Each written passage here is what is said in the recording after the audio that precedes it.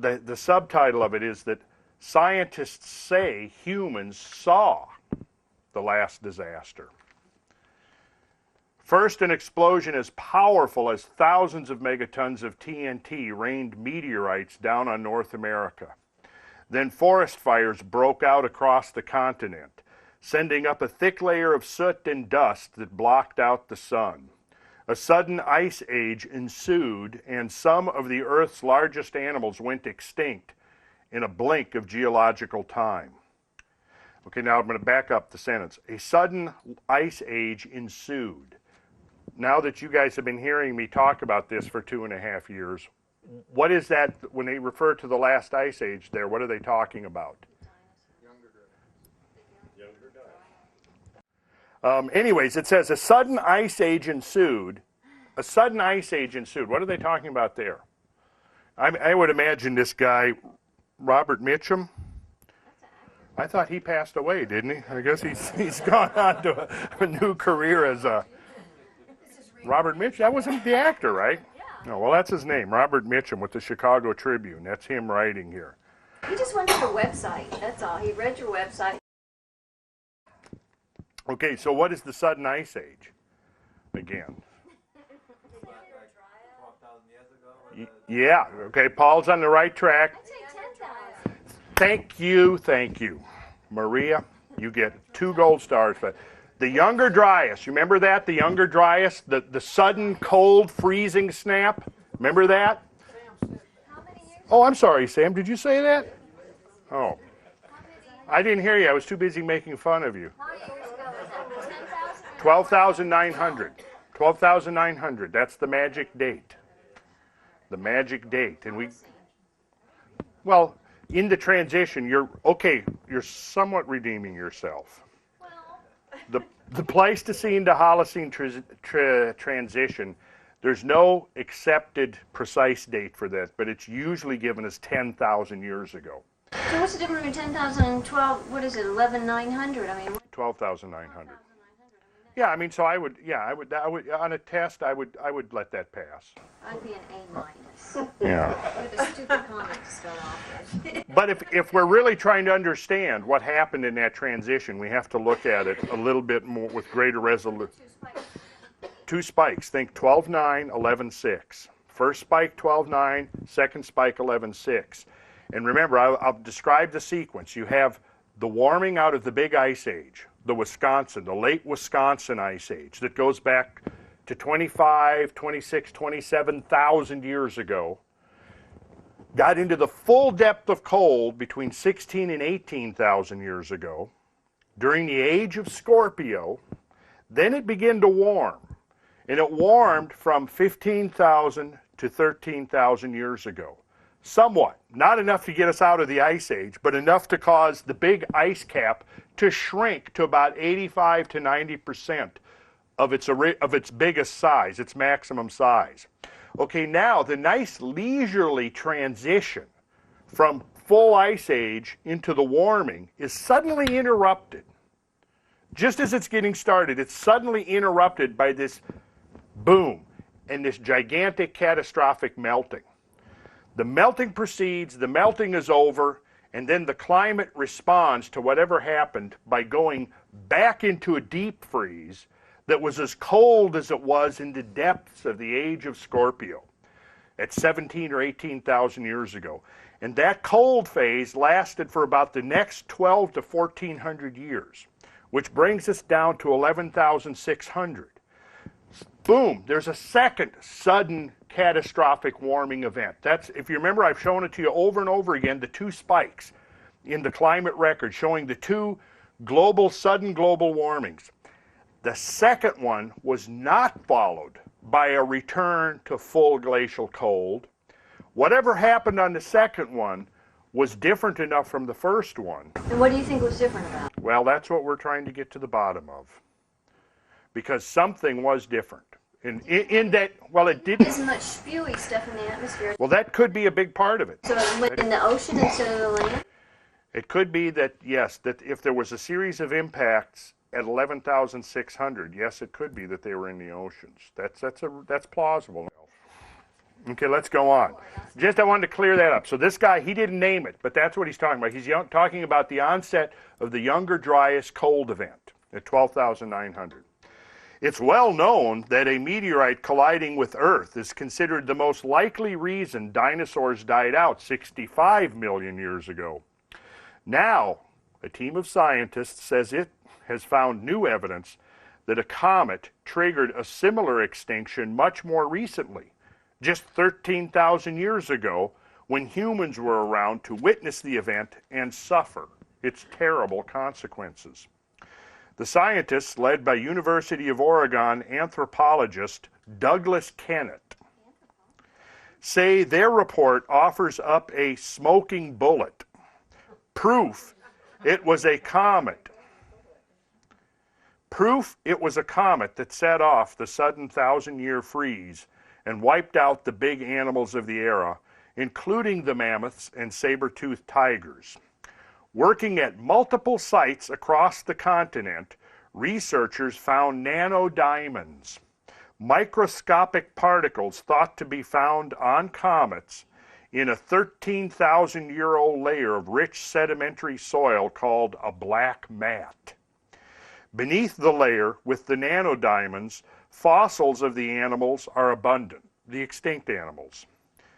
After that layer, they disappear, said Alan West, an Arizona geophysicist and one of the authors of a paper appearing today in the journal Science West, whose co-authors include DePaul University chemist Wendy Wolbach. Now, Wendy Wolbach, I was familiar with her because she was the one who did the studies on the soot layers at the 65-million-year-old boundary.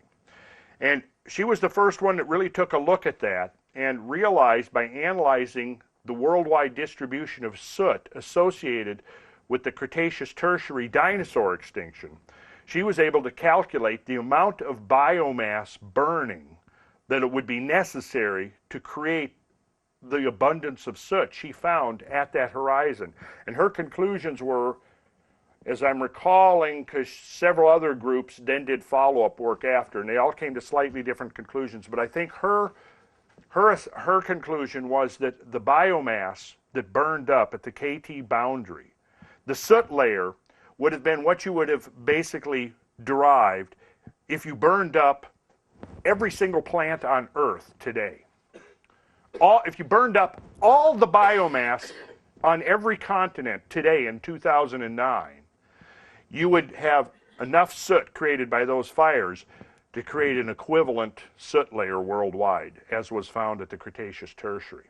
Now, undoubtedly, before that impact, there was greater biomass at the end of the Cretaceous than there is today, because it was a much warmer climate and it was much higher levels of CO2 in the atmosphere. And CO2, of course, is plant food, and plants thrive in a CO2-enriched environment. So the conclusion is almost certain that at the end of the Cretaceous, there may have been half again or double the plant biomass on the planet. So you wouldn't have to burn up all of the biomass that existed on Earth at that time, but it would be roughly equivalent to burning up every plant and tree and weed and every single plant on Earth now. So that would have been some serious fires. So that was Wendy Wolbach, and she did that work back in the late 80s, I believe. So here she is now coming back to the Pleistocene Holocene horizon of 13,000 years ago. And so let's see what she found. So if you've studied the literature on the KT extinction and the impact event, you would have encountered her name somewhere along the way. So thank you, Paul. Okay, let's see what here's quoting her. "It's extraordinary that tens of millions of animals disappeared synchronously at exactly the time when the diamonds and carbon layer are laid down across the continent." No, I'm sorry, that was quoting Alan West. That was not quoting Wendy Wolbach. So again, he said, "It's extraordinary that tens of millions of animals disappeared synchronously at exactly the time when the diamonds and carbon layer are laid down."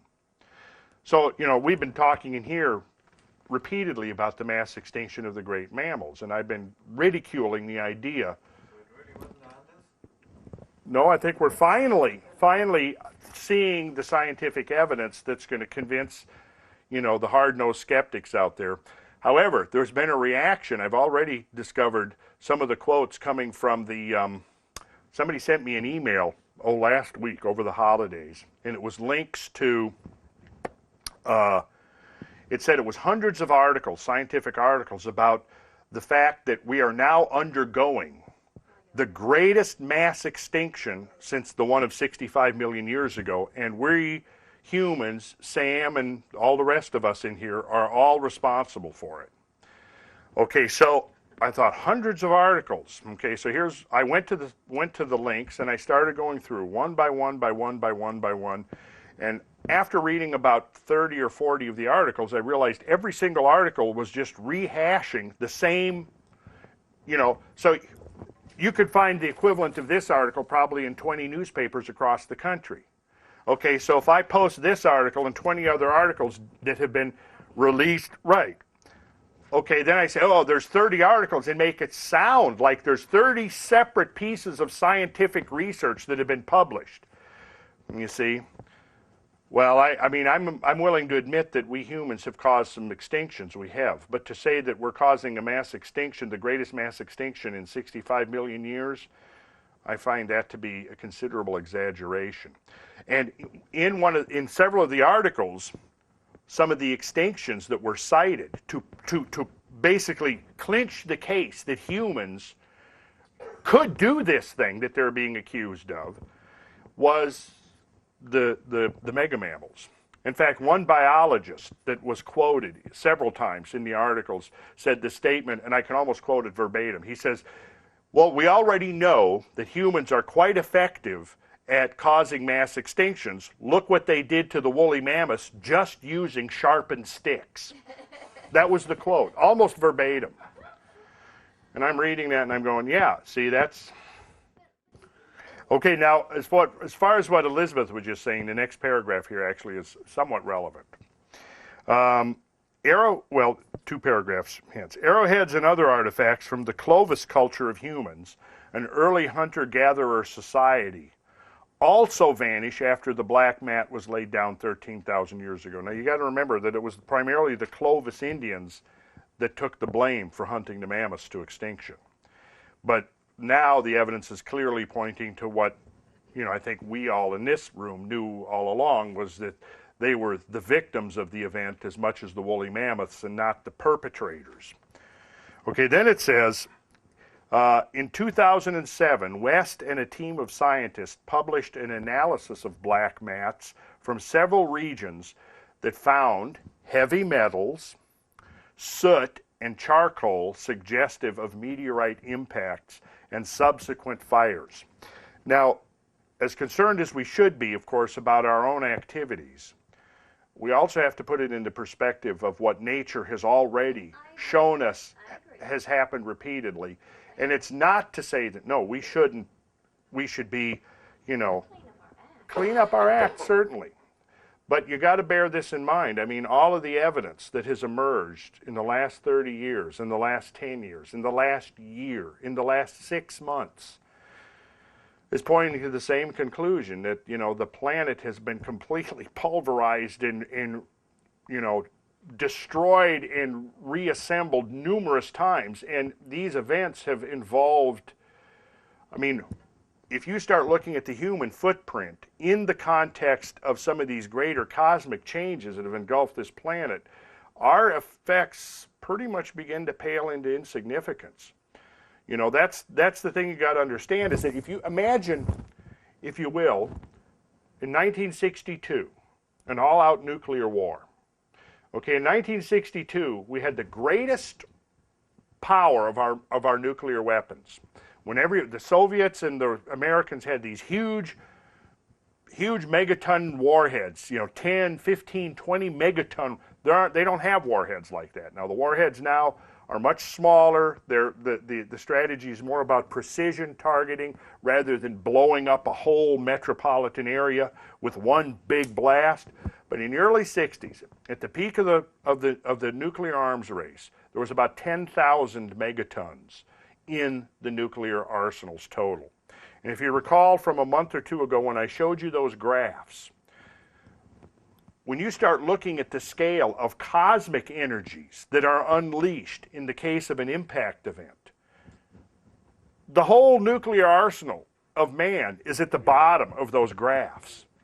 You know, the event of the 65 million years ago would have been thousands of our nuclear arsenals all detonated at once. Now, if you try to think of the environmental consequences of our industrial civilization, now, if we had unleashed an all-out nuclear war in 1962, what would have been the environmental consequences? They would have been severe, beyond anything that we've experienced in our recent history.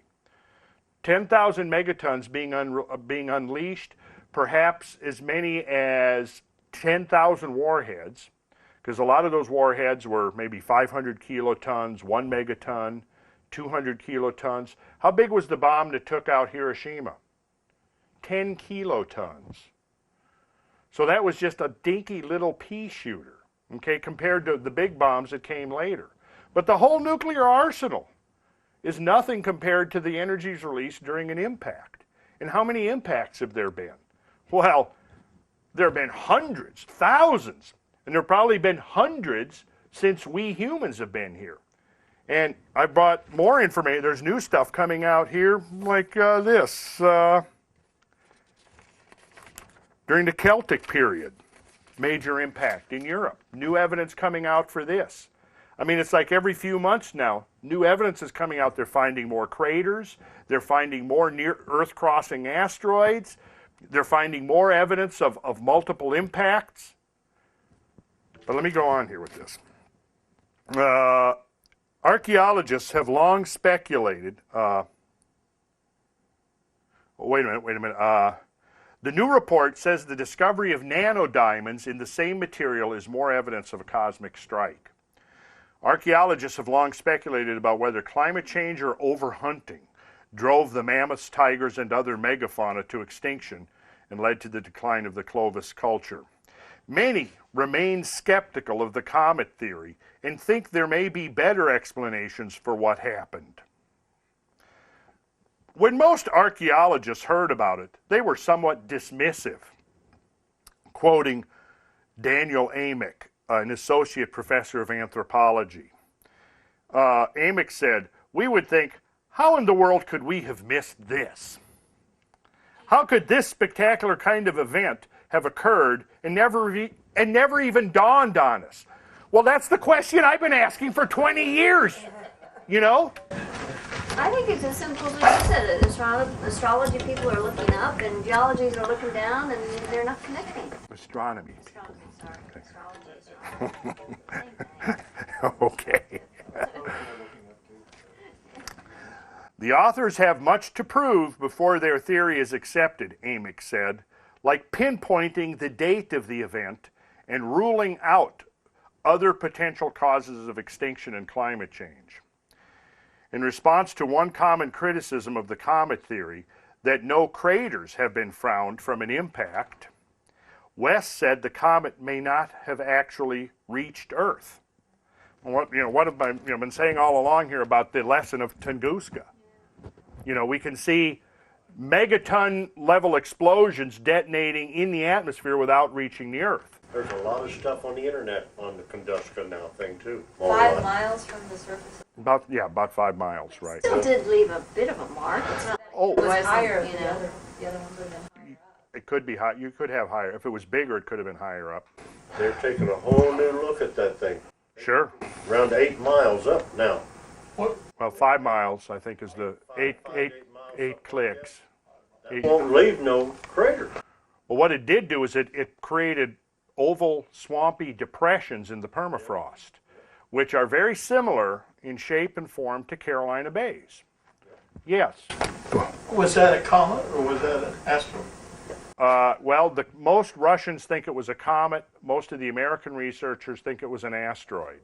And I think that might be sort of like splitting hairs, because really, if you study the literature on asteroids, maybe as many as 50% of the asteroids are devolatilized comet nuclei. But I've shown in here, you probably missed this one, but I've shown in here the connections between the Tunguska event and the Taurid meteor shower. Because if you recall, Tunguska occurred on June 30th of 1908, and June 30th is the summertime peak of the Taurid meteor shower. It also came from an area of space that would be precisely the appropriate area for a piece of the Taurid meteor shower to be coming from at 7 o'clock in the morning on June 30th. And the fall time of that same meteor shower is in the discussion we've had about the origins of Halloween, because it peaks on November 1st, October 31st, November 1st, right in there. So we crossed that stream twice, and it's almost certain, in my opinion, that those two things together, the timing and the location of it, are completely consistent with it being a member of the Taurid system. And what they're speculating the composition of it may have been, like a stony chondritic meteor, they call it, is also consistent with what we know about the composition of the Taurid meteor stream.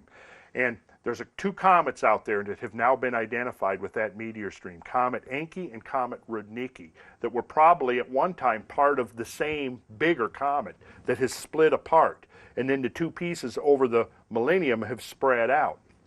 But I'm going to show you, when we get to the slides, I've got some new slides to show you addressing this. So let's finish this and get on to that. But it'll be interesting if you follow enough, you begin following this controversy. It'll be interesting to see what the kinds of arguments that the critics and skeptics will raise. And I think what you'll probably find is that most of them are not so much based upon hard facts as they are just assumptions about what may or may not have happened. And the idea that humans killed off the megafauna has been really growing in the last 10 years in environmental circles. And I don't think they're going to let that idea go without a struggle. They're going to... Environmentalist or... Yeah, a lot of particularly when you look at the groups dealing with species loss, which certainly we need to be addressing that. But no, I mean, I've been reading on their websites, and you know that's where the resistance is coming from. But that's not their expertise, talking thousands and thousands of years ago. They're That's right. They're using it. It's a good... Yeah. But if they're employing it to justify their modern assumption that, yes, well, see, that's what they're saying was, look, this clinches it, that humans can cause this kind of massive destruction to animals. They're saying that. I mean, I can show you the quotes, Elizabeth. Verbatim, almost. Okay, so, yeah, in response to one criticism of the comet theory that no craters have been found from an impact, West said the comet may not have actually reached the Earth, but exploded into fragments somewhere above the surface. Now, of course, what I've been maintaining all along is that, yes, there could have certainly been, if you have a large comet nucleus, it's encountering the Earth, it's going through multiple fragmentations, and then you have pieces that are larger. The larger pieces might actually reach the surface. The smaller pieces, remember, how wide was Tunguska? What was the size of that? About 50 yards. 50 yards in diameter. About 50 yards. Yeah, I mean, it's, you know, like maybe a 3-story, 4-story building. I mean, certainly you wouldn't want to be standing under it when it comes in. But, you know, it's relatively small. Now, if you take even a small comet nucleus, which might be 10 miles in diameter, and you fission that thing, it could produce several million Tunguska-sized objects. So if you have a comet nucleus coming in and fragmenting, it's almost like a super multi-warhead missile. And that's like the Carolina Bays. And that could be like the Carolina Bays. And they don't mention the Carolina Bays in here, but West and his team examined 15 Carolina Bays. And with just cursory examinations, in 10 of them, they found nanodiamonds in the sandy rims. So, you know, and that's another thing I've been connecting with this event all along is, you know, right here in our backyard, we have 500,000 of these strange formations up and down the coastal plain. Jeremy, what year was that when you and I took the plane flight over the South Georgia Bays? That must have been, was that even in the pre-Brad days? State were you It in? might have been. Southern Georgia. That was about 15 years ago that Jeremy and I went up paid a pilot to fly us up over some bay formations in South Georgia down near Valdosta, where there's a cluster of them. And at that time, thinking, yes, the only explanation for this, especially when you see them from above, you look at it and you go, how do you explain these things unless it's, it really gives you the impression of having been created from above, not below. Scientists address that, saying about the Carolina Bays, if this is up to down? Oh, originally, yeah, that was the first theory proposed back in the 1930s when they first discovered them from above using aerial photography. And then the mainstream guys came along and basically mounted an assault on the theory with the intention of discrediting it. I mean, it was very much like the controversy involving J. Harlan Bretz. And you had these mainstream guys who had their paradigm. They closed ranks and they decided we're going to discredit this Great Flood theory, okay? Well, they were able to do that for about 20 years, but finally the evidence and the facts accumulated to the point where, new geologists coming along, taking an open-minded look at the evidence, said, yeah, this really does look like it can only be explained by a gigantic flood. We're just now, I believe, getting to that stage with the Carolina Bays. Between the 1930s and the 1950s, there was a major controversy between the celestial camp and the terrestrial camp. But the celestial camp was mostly comprised of geological mavericks, guys from, like junior colleges and stuff, professors at junior college. The terrestrial camp, who were arguing for gradualistic processes, they were some of the biggest guns in geology and geomorphology of the time, like guys from Columbia University and places highly respected within the field. And they were the ones who essentially set out to squelch the heresy that these things could have been formed by something from space. And they wrote several books between the 50s and the 70s that within most of the superficial thinkers settled the issue and said Carolina Bays were formed by endogenic processes, meaning processes from within the earth and not without. No, like sinkholes, karst formation, subsurface solution in limestone bedrock, things like that. Wind blowing across ponds and somehow causing the waves to smooth out the edge. And in fact, Douglas Johnson, who was sort of leading the pack of the anti-heretics, when he was from Columbia, he was one of the big guns of considered actually one of the top, workers in the field of geomorphology, the study of landscapes at the time. And he wrote this big tome called The Origin of the Carolina Bays. And if anybody would like a copy of that book, long out of print, I can provide it to you. Of course, by now maybe it's on the internet. I haven't looked. But in this book, he presents what he calls the complex theory of formation. And so in order to explain the existence of the Carolina Bays by slow processes, he essentially had to call on every single thing he could think of. And that's why he ended up calling it the complex theory. Complex theory was short for Artesian solution lacustrine aeolian hypothesis. That was the full name of his hypothesis.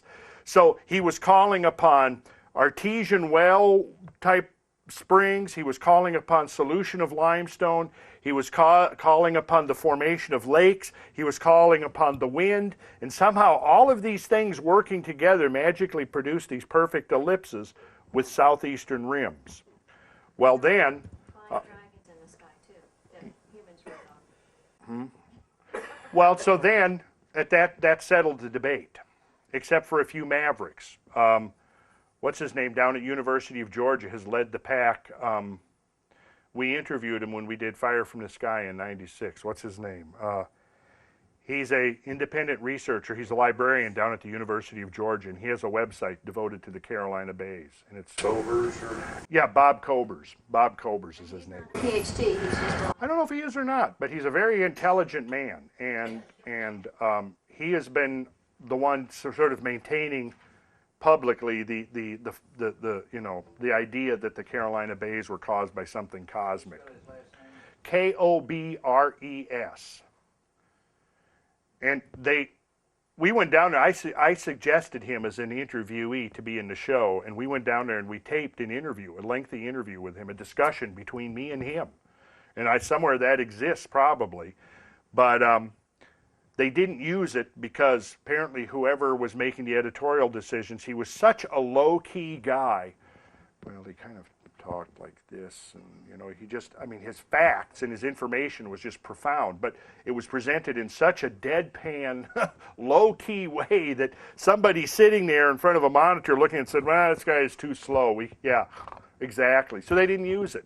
But there it was 15 years ago discussing the cosmic origins of the Carolina Bays. And that would be a damn good thing to have on record. In fact, I did find in 1996, I did 5 hours of lectures up at Warren Wilson College that were tape recorded. And I had not been able to remember what I had said during those lectures, so I went and the tape recordings were sold, or I believe that everybody who attended this conference up there, which was about 200 people, as part of their conference fee, they got a copy of the lectures on tape. And so I had a copy of them. I dug them out from wherever they were, and I listened to them all over the holidays. And I had the year 12,900, the Carolina Bays, talking about. I have a friend that works. That's a geochemist, and he has a PhD in geochemistry and astronomy. He works over at Fernbank. His name is Ed Albin. In the early 90s, me and Ed Albin made several excursions to South Georgia to go to bays to look for samples. And Ed Albin has published extensively on the Georgia tektites, and that was his interest, was the Georgia tektite field. And of course, the Georgia tektites were created by a 35 million year ago impact, where the crater is now on the bottom of Chesapeake Bay. But in any case, he had been studying the tektite field in Georgia, which is found at this one outcrop like south of Macon on the fall line, where the 35 million year old soil is exposed. And I was over at Fernbank using their science library to research the Carolina Bays. This might have been 90 or 91 I think is what it was. So he was coming into the library, and somehow we just met, and he told me he didn't have his PhD then, told me that he was doing research on the Georgia tektites. And somebody had told him that I was in there doing research on the Carolina Bays. And he said that while he was down exploring the tektites, looking for tektites, he encountered the Carolina Bays, and he didn't really know anything about them. So I put him onto all of the literature that I had found that existed up to that point, and he reviewed it, and then he and I actually went on a couple of field trips down there and collected samples from the bays. And at one of the sites, in one of the rims, he found this piece of slaggy glass-looking stuff. It was clearly glassy-like stuff that had been melted and twisted into kind of like weird shapes. And we looked at that, and he said, well, it's probably a byproduct of some industrial process that's been mixed in. And, me thinking, yeah, well, probably that's what it is. Well, he at the time he was working on his advanced degree in geochemistry. So he took that piece of slaggy glass to his professor. His professor told him, yeah, it's undoubtedly a piece of something, a byproduct of some industrial process. But there's a way we can tell. We'll do krypton-argon dating, because krypton decays. If you encase it in a crystalline solid, it will go through radioactive decay, and as a byproduct of that decay, it'll produce argon gas. However, I've forgotten what the half-life of krypton is, but it's a very slow process. And the amount of argon gas produced in a material substance through the decay of krypton is going to be so minute that it's going to take at least 10,000 years for trace amounts of argon gas to show up. So if this piece of slaggy glass was a byproduct of say even a 19th century industrial process, it is not going to have any argon gas in it. So he took it and he gave it to his professor, or he got access to a laboratory, and they tested it, and sure enough it contained trace amounts of argon gas, which implies that it was probably at least 10,000 years old and may very well have been a byproduct of a tremendous thermal type event. I found I have several jars of things that I've collected from Carolina Bay rims. One of them is small, hard, iron-like spheres that I found, just thousands of them in some of the Carolina Bays.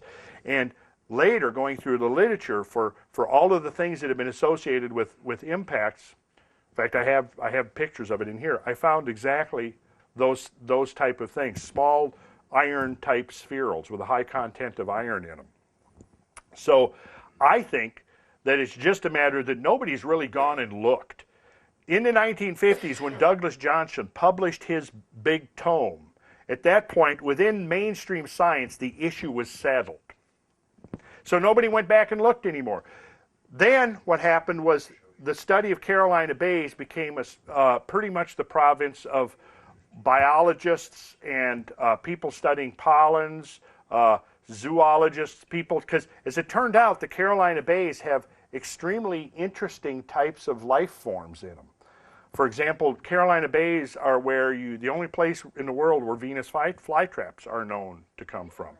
And other carnivorous plants and weird like salamanders and fish that they haven't found anywhere else.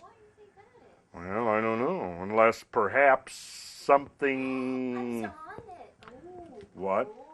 What? The meteor was on the meteor. Well, perhaps something, yeah, I mean, I think this is where we're kind of getting into the next phase of the Grail mythos, is that... They're wiped out the Venus flytrap. Now they're all under protection now. Oh, are they? The only ones you can get now is one that's grown in greenhouses. Uh-huh. Well, good. You can't go out in the wild anymore. Really? Well, you know, if anybody has ever tried to go into a Carolina Bay, they're not easy to negotiate. How big are these bays? They range anywhere from a few hundred feet in diameter to the largest known one is Lake Waccamaw, and it's 7 miles long. So that's pretty good sized. And small ones are several hundred feet in diameter. Lake Waccamaw is still a lake. Many of them hold lakes. Many of them had lakes. The lakes have dried up. Others are just shallow swamps. Others have been filled in and have become completely filled with peat, and now they're being used, they're being farmed. But if you see them from the air, they still have their, if you'd like to see, if you haven't seen the pictures of them, I should pull them up for you to look at before I leave. I'm almost done with the article, and then I want to show you some of the new stuff that I've been working on. What exactly that might have happened is a mystery, but high concentrations of nanodiamonds at a site in eastern Michigan suggest the Great Lakes as a possibility. Now, this was, to me, one of the most interesting things about the distribution of this cosmic material, is that as you moved north, particularly moved towards the Great Lakes region, the concentration of this stuff increased at each site as you moved towards the Great Lakes. What does that seem to suggest? It was a big explosion. The idea that a comet may have caused catastrophic climate change and extinction relatively recently in Earth's long history suggests scientists shouldn't dismiss the possibility of its happening again, Wolbach said. Should we be doing more to try to deflect future asteroids, or is that too sci-fi, she said. If this is true, and there was an impact 12,900 years ago, obviously this is not something that's just a theoretical idea. It's a real thing. So that's kind of what I've been saying all along here, that if we show that what happened at 12,900 years ago really was a cosmic event, we have to kind of rethink. You know, when you look at the calculations that are done, and if you look at some of the early, like from 10 years ago, the videos that were being put out, the documentaries that were being put out on asteroid strikes and comet strikes, there was some relatively well-known statistical or probability studies that were done in the 90s, early 90s, where they said, okay, if we assume that they counted the number of craters, they looked at the age distribution of the craters, and then determined a frequency of impact. And some of the assumptions that went into their probabilistic models was this: no humans have ever been killed by an impact. even though they made that assumption and they were using what I think were very, very limited data, they came up with the conclusion that a human being's chances of dying in an asteroid strike or comet strike were about the same as that of a human being dying in an airplane crash. So their conclusion was, and it was, the thing was, is that the way they proffered the scenario was that if there was an asteroid strike, the numbers of humans would be so great that were killed, the mortality rate would be so great that even though in all of human history nobody we know about has been killed by an asteroid strike, nonetheless that was enough to make it statistically the same as anybody in this room.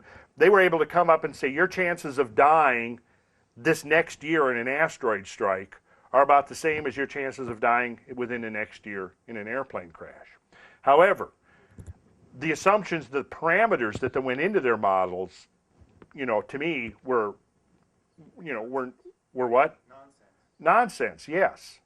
Because it's likely that the whole human race has been brought close to extinction itself by asteroid. What if you assumed that 100 million people had been killed by asteroid strikes in the time that human beings have lived on here? Then what would that do to your probability models?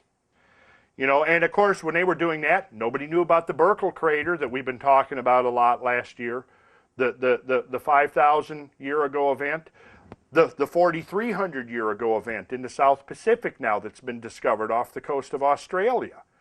There's an 18-mile crater on the bottom of the Indian Ocean. It appears to be between 5,000 and 6,000 years old. There's a 12-mile crater on the bottom of the Pacific Ocean off the coast of Australia that appears to be 4,300 years old. Now, if that if that turns out to be a bona fide crater, and I'd bet money on it, what does that imply for, for 50 years, archaeologists have been talking about the collapse of Bronze Age civilizations 4,200 and 4,300 years ago, right? And then the crater that was found in southern Iraq that appears to be about 4,300 years ago. So maybe at 4,300 years ago, Earth passed through a swarm. And there may be who knows how many other impacts clustered around 4,300 years ago.